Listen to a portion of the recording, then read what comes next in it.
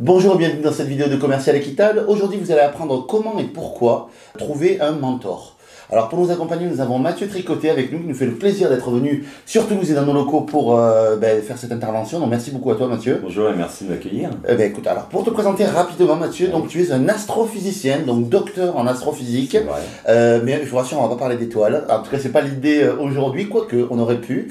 Mais là, c'est pas l'idée aujourd'hui, c'est que Mathieu a la particularité d'avoir une activité parallèle en fait qui est sur le web. Et donc tu vends du mentorat. Oui. Donc ça, c'est justement pour ça que tu es là, mais tu vends également des solutions de réussite personnelle, que ce soit au niveau état d'esprit ou au niveau immobilier, placement financier. C'est ça? Absolument. Je suis juste là dans... C'est très juste. Voilà, et donc du coup, pour revenir sur la principale mentorat, j'aime beaucoup Matt parce qu'il est totalement iconoclaste, j'ai envie de dire, ou totalement hors des cadres. On va dire que ça se barre peut-être parfois un peu dans tous les sens. Ouais, c'est ça. En tout cas, tu es sur une très très belle réussite, donc c'est pour ça que tu es là. Et, merci. Et voilà, alors, pour parler de mentorat, parce que c'est vraiment l'objet de cette courte vidéo aujourd'hui, et merci encore vraiment d'intervenir là-dessus, pourquoi est-ce qu'il faut chercher un mentor? Voilà, pour quelles raisons on voudrait chercher un mentor et avoir une personne en fait qui est une référente et un modèle, on va dire. Alors en fait, c'est assez simple.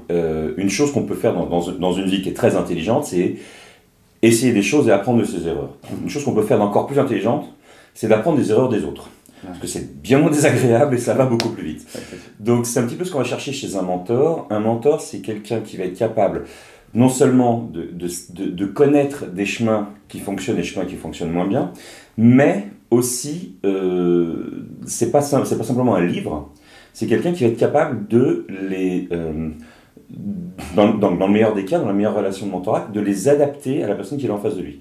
C'est une lecture de l'humain, une lecture des points faibles, des points forts, etc., des motivations, et d'adapter des conseils de chemin à une personne. Et c'est ça qu'on va chercher essentiellement chez un mentor physique. Donc on peut décider qu'on a comme mentor une personnalité célèbre, même quelqu'un de mort, dont on lit des vidéos, etc. On va lire sa biographie, on va lire ce qu'il a fait, ou ses travaux, si, je sais pas, ça peut être un scientifique, ça peut être un financier, ça peut être un musicien, bon, ou simplement quelqu'un qui a mené une vie extraordinaire. Donc c'est une forme de mentor qui est très intéressante, donc on va beaucoup s'informer, etc. Si on va aller au plus loin, c'est d'aller voir quelqu'un qui va réellement effectuer un acte de mentorat vers soi-même pour accélérer au maximum, c'est-à-dire pour montrer ce qui va le mieux correspondre à la personne par rapport à elle, par rapport à son chemin, par rapport à ses aspirations, par rapport à ses points faibles et points forts. Voilà. Alors justement, ce qui me mène à ma question suivante, c'est comment le choisir finalement ce mentor et qu'est-ce qu'on doit attendre de lui, comment choisir le mentor? Alors, ça c'est une super bonne question. Le mentor, selon moi, ne se choisit pas forcément sur sa lettre de vente, en fait. C'est-à-dire que la question n'est pas uniquement de savoir ce que la personne propose comme résultat, etc., mais déjà qui elle est. On va avoir un mentor parce que sur certains points, il est la personne qu'on aspire à devenir. D'accord. On va avoir un mentor qui représente ce qu'on veut devenir et qui va nous expliquer non pas ce qu'il fait à l'heure actuelle, mais comment il en est arrivé là. C'est-à-dire que vous voulez être riche, vous voulez avoir quelqu'un qui est né riche, ça n'amène rien. Il faut que la personne ait effectué le même trajet, ou un trajet comparable sur un certain nombre de points, le même trajet que celui que vous apprêtez à effectuer. Parce que la personne que vous allez devoir imiter, c'est pas le mentor là où il en est arrivé. C'est le mentor comment il en est parti. Si vous voulez, je dis n'importe quoi, si vous voulez être riche comme Warren Buffett, là, la question, c'est pas de savoir qu'est-ce qu'il fait comme placement actuellement avec Berkshire Hathaway et quand il commence, décide de balancer 50 milliards sur un truc. Parce qu'il n'y a pas moyen. C'est de savoir comment il en est arrivé là.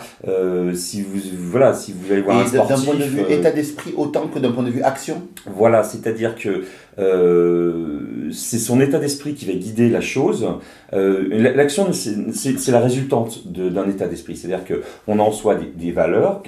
Les valeurs, bon, les valeurs de la vie, mais aussi la valeur à laquelle on s'estime. C'est pas forcément financier ce que je dis là, mais quand on estime qu'on mérite telle vie, telle réussite, qu'il n'y a pas de raison, on se construit une valeur et on a donc des principes qui vont générer l'action.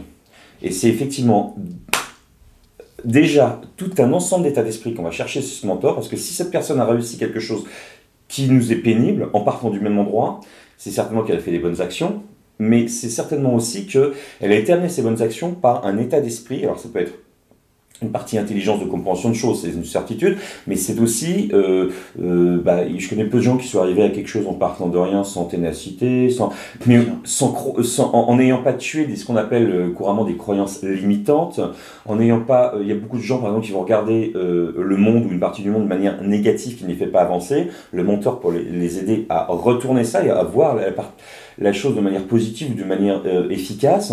Donc il y a effectivement autant un état d'esprit qu'on va chercher, et puis surtout sur le long terme, un soutien à la motivation, parce que dans tout ce qu'on entreprend, si on entreprend quelque chose, il faut s'attendre à se planter. Voilà, c'est le principe, on va se planter une fois, deux fois, trois fois, et c'est celui qui se relève encore à la 99e fois qui y arrive à la 100e fois.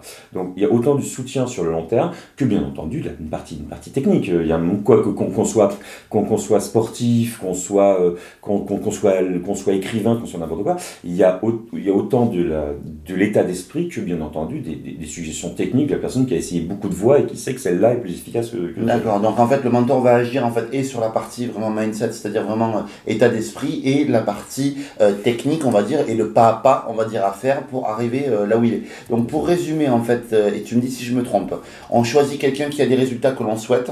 Tout à fait. Et qui en plus, en fait, le deuxième item a été à notre place. Exactement. C'est-à-dire si on choisit quelqu'un qui a eu la réussite qu'on veut, mais qui est né riche, il va pas savoir en fait nous donner les étapes pour y arriver parce que lui n'y est pas passé. Tout à fait. Donc du coup, cette première étape, et ensuite, dans le conseil que tu donnais, c'était de copier les comportements et l'état d'esprit de la personne, pas là où elle en est aujourd'hui, mais là où elle en était quand elle était au même point que nous finalement. Tout à fait, tout à fait. On avait cette discussion tout à l'heure sur le business, par exemple. C'est très très différent de copier la stratégie de quelqu'un qui a réussi, qui a une audience, qui a un produit, qui a une marque et qui fait des choses, et de copier la manière dont il est arrivé là, par exemple. Si on parle business, il a mis en place des actions pour se faire connaître, pour développer son identité, pour montrer la valeur de ce qu'il faisait, qui n'ont rien à voir avec ce qu'il peut faire maintenant que sa marque existe, que la qualité est connue, il peut faire des choses extrêmement différentes.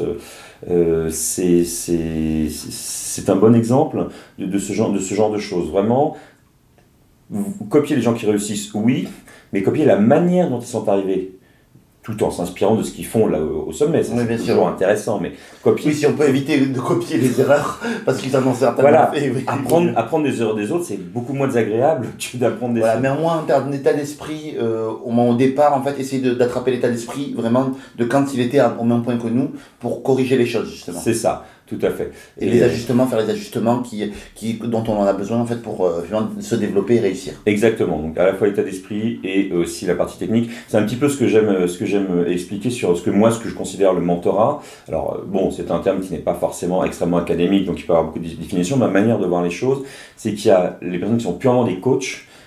Donc le coach n'apporte pas de solution, il pousse, il estime que la solution est dans la personne, il accompagne sur la motivation, sur beaucoup de choses, le pur coaching, parce que moi j'estime d'être du pur coaching. Oui, d'accord. Il y a les personnes qui vont apporter une solution technique uniquement, je ne sais pas, ça peut être dans une société, un consultant spécialiste des bases de données, on lui dit voilà, on est là, non, j'aurais écrit un rapport comme ça pour dire qu'il faut passer sous Oracle et sous comme ça et non pas sous etc.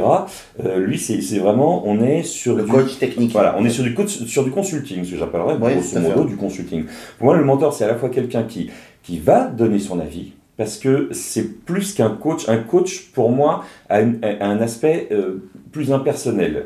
Un coach doit, c'est un peu comme un psychanalyste, il doit avoir une certaine neutralité. Voilà, pour moi, je pense que dans l'étude du coach, il y a une grosse neutralité, donc il a un ensemble d'outils à sa disposition que la personne va chercher pour l'accompagner, pour dire parce que la personne est perdue, qu'il a besoin de mettre de l'ordre. C'est vrai que c'est la version brute, et c'est vrai que je pense que je te rejoins là-dessus, même si moi, pratiquant le coaching, je suis plutôt justement dans l'idée en fait justement d'orienter la personne. Voilà. Donc c'est un petit peu différent. Mais c'est vrai que c'est un peu comme ça que je vois le coaching. De notre côté, l'expert technique, c'est vraiment ça, quelle que soit la technique, que ce soit une technique sportive, c'est pas la question, il est là pour dire voilà, la solution c'est ça. Le mentor, il n'a pas, pour moi, la neutralité du coach, parce que quelque part, c'est une personnalité qu'on va chercher. C'est-à-dire que si vous cherchez un mentor, il faut que la personne, dans sa vie, etc., dégage des choses auxquelles vous voulez ressembler. J'ai connu des gens, par exemple, je connais l'existence de gens qui proposent, dans leur lettre de vente, on dit, le produit, c'est « je vais vous apprendre à faire ça ». à être ça et qui ne sont pas forcément, si on creuse la personne, donc c'est important même à lui de rencontrer ou de s'informer sur quelle est la vie, parce que c'est un ensemble, parce que ce sera à la fois des techniques et un état d'esprit.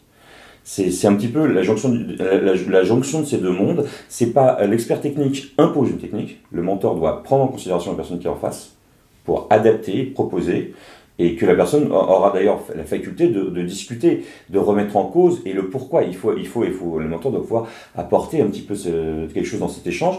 Le coach doit rester, pour moi, dans ma vision des choses, quelqu'un de neutre avec des outils qui permet simplement d'avancer sans proposer de solution.